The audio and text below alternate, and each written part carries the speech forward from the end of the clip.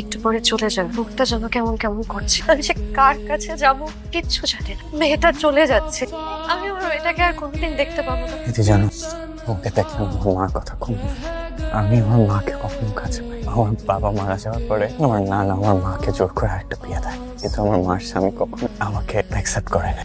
না মাকে আমার কাছে আসতে দিত, আমাকে কখনো মার কাছে যেতে দিত। মা আসতো, মা না মাঝে মধ্যে বছরে একবার কি একবার জন্মদিনে আসছে।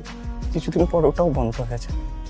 দিনের পর দিন, মাসের পর মাস, বছরের পর বছর আমি অপেক্ষা করতাম মা একদিন আসবে আমার কাছে, আমাকে একটু দেখবে, আমি মাকে একটু দেখবো। মা না কখনো আসে। যেন আমি তোমাকে আর কিন্নরীকে যেদিন থেকে দেখেছি, আমি সবসময় চেয়েছি যাতে তোমরা এই কষ্টটা না, এই কষ্ট নিয়ে এক জীবন জ্বালিয়ে নিতে হয়।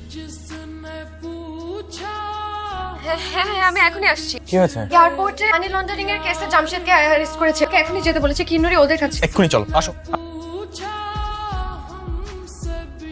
দোস্ত, নিধির হাজবেন্ড জামশেদ ডক্টর সুবিধান, ওর নামে মানি লন্ডারিং কেসের ইনভেস্টিগেশন চলতেছে অনেকদিন ধরে। চার্জশিট এখনো আসেনি।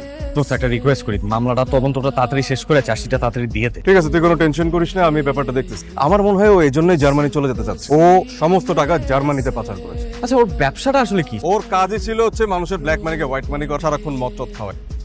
আমি আর এখানে থাকবো না, গ্রামে চলে যাবো। এই শহরে তো কিন্নরীর জন্যই থাকতাম, এখন তো আমার কাছেই থাকবে। এখানে থেকে আর কি করবো? কে বলেছে কেউ নেই? আমি তো আছি নিধি, তোমার জন্য কিন্নরীর জন্য দুজনের জন্যই আমি আছি। একটা সময় ইনফ্যাচুয়েশন এমনিতে কেটে যাবে। বর্তমানে যখন ফিরে আসবেন তখন দেখবেন সবাই বলবে দেখো দেখো রিয়াদ একটা ডিভোর্সি মেয়ে, বাচ্চার মাকে বিয়ে করেছে, সামলাতে পারবেন। আমার ভালোবাসার কাছে এই সমাজ সংসার সবকিছু খুব তুচ্ছ নিধি, এটা বাড়িয়ে রেখেছি নিধি, পারবে না? আপনি ফিরে যান।